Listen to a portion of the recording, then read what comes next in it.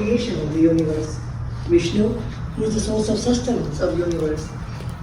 And Maheshwara, who is the source of rejuvenation of the universe. Guru is all that we put together in a single form.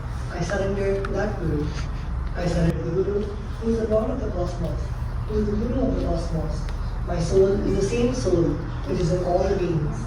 I surrender to Dakshinamurti, the primordial Guru, who manifests himself differently in the form of Ishvara, Guru Shiva, his presence inside the Ratmalingam.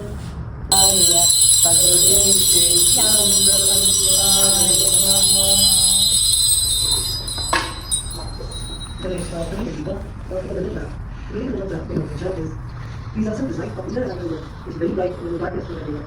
Now we take the little lamp over there, and so we wave it towards all these purpose along with the mantra.